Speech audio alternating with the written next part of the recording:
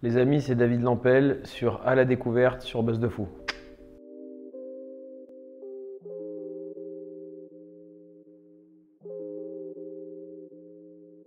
Donc, je m'appelle David Lampel, je suis chanteur, auteur, compositeur.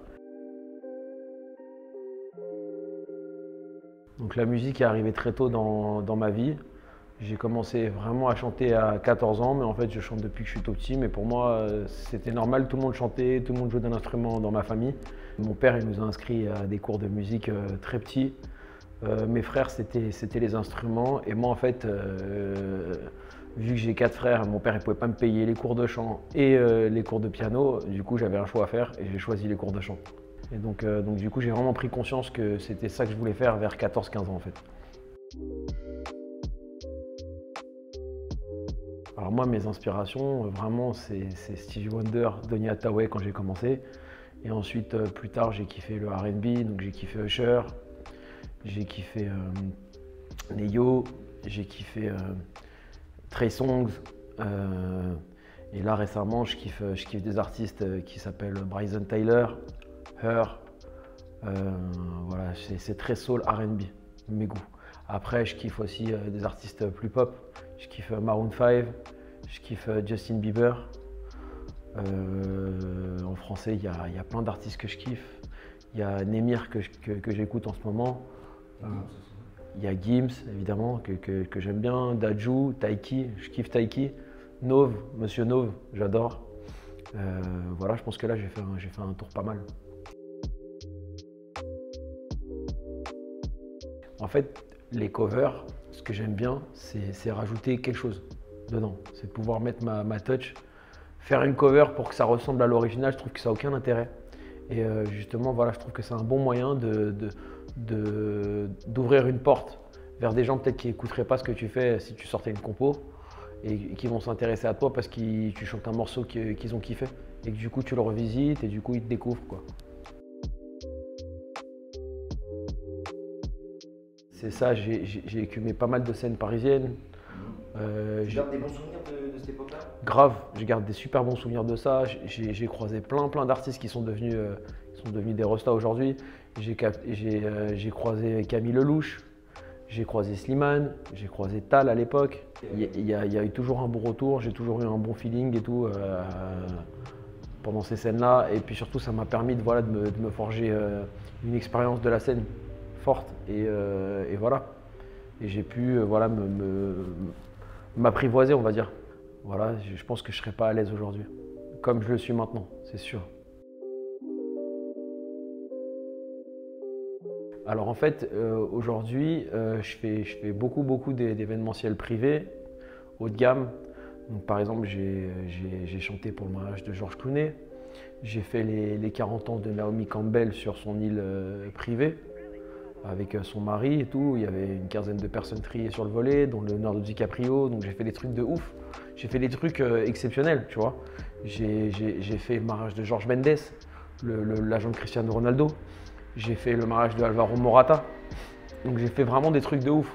Et là, je te cite des gens connus, mais après j'ai fait des gens pas connus, mais qui sont des milliardaires, tu vois. Enfin, donc après j'ai vraiment vu des trucs de ouf, c'est vrai. Et j'ai été bien payé, mais je fais pas ce que j'aime. Je fais pas du tout ce que j'aime faire. Je chante pas les chansons que j'ai envie de chanter. Je chante souvent des chansons que j'aime pas même. Donc c'est pour ça que c'est une prison dorée. Parce qu'en fait, je fais mon métier. Je gagne quand même bien ma vie en faisant ça, mais je fais pas vraiment exactement ce que j'aime faire. Donc quelque part, je suis emprisonné dans ça, et voilà. Moi, il y a un truc qui me restera vraiment gravé, c'est au mariage de George Clooney en fait. Je chante Blurred Line à l'époque de Robin Thicke, et je descends de la scène pour aller danser un peu avec les gens sur la piste de danse. Et en fait, je vois un mec avec des cheveux longs, tu vois. Et je vois pas trop sa tête parce qu'il a les cheveux sur sa tête, tu vois. Et il danse et il chante avec moi et tout machin. Et à un moment donné, il souffle sur sa tête, donc il y a ses cheveux qui se relèvent. Et là, en fait, c'était Matt Damon. donc voilà. Il est en train de danser avec moi, comme ça, normal. Il est en train de me checker et tout. Et en fait, je savais pas, mais c'était Matt Damon. Ça, c'était très marrant. Le mec est ultra simple. normal, tu vois, il vit sa vie comme tout le monde et tout.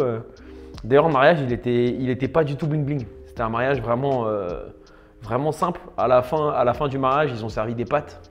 Pour te dire, tu vois, genre, c'était pas du tout. C'était un mariage sobre. Et je pense que c'était à l'image de eux, à l'image des mariés, tu vois, Georges Clooney et Amal, c'est des gens vraiment simples, mais en même temps, voilà. Franchement, je suis rentré dans une espèce de niche, en fait, où en fait, c'est un système pyramidal, tu vois, donc où en tête de gondole, tu as le VIP et tu as une agence événementielle ultra haut de gamme qui gère à peu près tous ces portefeuilles-là d'événements exceptionnels. Et en fait, cette agence-là me connaît. Donc, je suis dans les petits papiers de cette agence-là. Et donc, du coup, au début, ils m'ont testé pour des événements moins importants, mais quand même haut de gamme, tu vois. Ils ont vu que ça se passait bien. Et donc, du coup, de fil en aiguille, à chaque fois, j'ai été contacté pour ce genre d'événement. Avant The Voice, en fait, j'avais signé mon premier projet qui n'a pas abouti chez Columbia. Et à l'époque, en fait, j'étais avec Core. Donc, j'avais signé chez Sony avec Core, en fait. Et donc, le projet n'est pas arrivé où on aurait aimé que ça arrive, tu vois. Donc, du coup, j'ai rompu mon contrat. On s'est quitté en bon terme avec Sony. Et du coup, j'étais libre contractuellement. Donc avant, je ne l'ai pas fait parce que justement, j'étais avec Sony. Et ensuite, une fois que j'étais libre, j'ai décidé un peu de me lancer tout seul. Et en fait, c'est un des casteurs de The Voice qui m'a vu à un événement, qui m'a contacté et qui m'a dit on aimerait bien que tu passes le casting de The Voice. Et donc voilà, je l'ai passé. Les fois d'avant, j'avais été contacté plusieurs années auparavant, mais à l'époque j'étais chez Sony, donc j'avais déjà un contrat d'artiste. J'allais pas casser mon contrat d'artiste pour aller faire The Voice, puisque The Voice c'est Universal, c'est pas Sony. Et du coup, après ça s'est fait naturellement. J'ai passé le casting comme tout le monde, et puis j'ai été pris. Franchement, j'ai grave apprécié l'expérience de The Voice. C'était formidable. C'était très très constructif. J'ai fait des belles rencontres. Les coachs qui sont vachement bienveillants et vachement sympas avec toi. Mais pas que, tu vois, toute l'équipe du casting, toute la coordination et puis surtout les artistes. J'ai rencontré plein d'artistes avec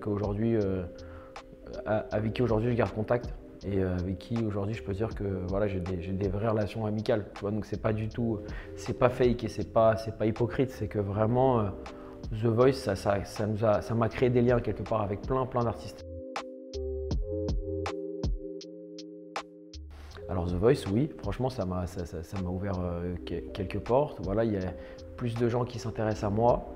Il y a aussi il y a plus de professionnels aussi qui savent qui je suis maintenant aussi. Ça, c'est important.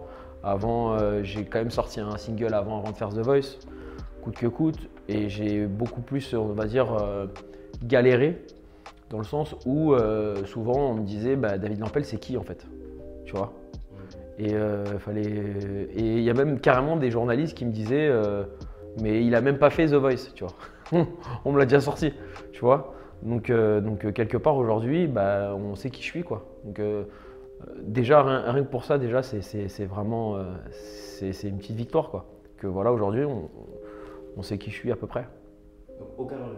J'ai vraiment aucun regret. Et si je devais le refaire, je le referais 100 fois et je referais exactement la même chose. Je referais tout pareil.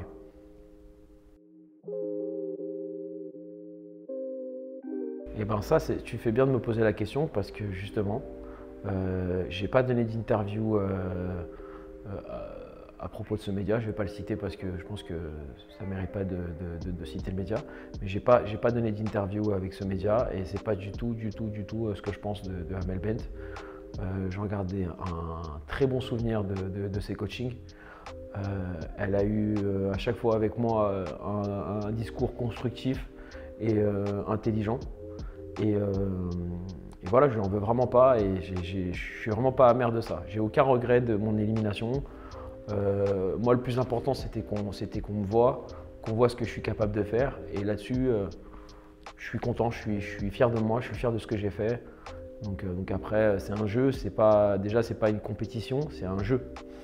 Et puis entre guillemets, le plus important, voilà, c'était qu'on me voit, que je passe sur TF1 en prime time. Et donc c'est voilà, là-dessus, mission accomplie. Et j'ai aucun regret, vraiment. Alors ouais, Désarmé, en fait, c'est un single que j'ai écrit avant The Voice. À la base, je devais le sortir à la rentrée. Je devais le sortir début septembre. Je devais le sortir voilà, vers octobre-novembre plutôt. Et en fait, du coup, je l'ai décalé parce que j'ai fait The Voice en fait. Mais j'avais déjà fini le morceau. Et du coup, j'ai tourné le clip au milieu de The Voice. C'est-à-dire que j'avais un casting à faire de The Voice et ensuite j'avais un autre casting au milieu. Et j'avais l'étape des auditions à l'aveugle. Et en fait, entre le casting et les auditions à l'aveugle, je suis allé aux États-Unis, je suis allé à Los Angeles et je suis parti tourner le clip de Désarmé. Donc vraiment, c'est un clip qui s'est fait vraiment, pas dans l'improvisation, mais qui s'est fait dans des conditions un peu difficiles, parce qu'en plus, c'était quand même encore une période Covid. Donc on pouvait pas voyager de façon simple. Et puis j'ai perdu ma valise dans l'avion. Dans l'avion, ils ont perdu ma valise, ils m'ont retrouvé 4 jours après, sauf que 4 jours après, j'avais déjà tourné le clip. Donc j'ai dû aller racheter des fringues et tout pour le tournage. Mais ça a donné un clip de ouf, parce que du coup, on était investis, quoi. Alors là, je suis en train de préparer un EP. Il est presque fini. Il va sortir, je pense, vers la rentrée, donc vers septembre. Voilà, il y a un EP qui arrive. Il y aura un autre single du coup pour faire la promo de l'EP avec un autre clip et tout. Et donc voilà, on continue et on fait ce qu'on aime, c'est le plus important. C'est de la réussite et voilà, et que ma musique soit le plus reconnue possible.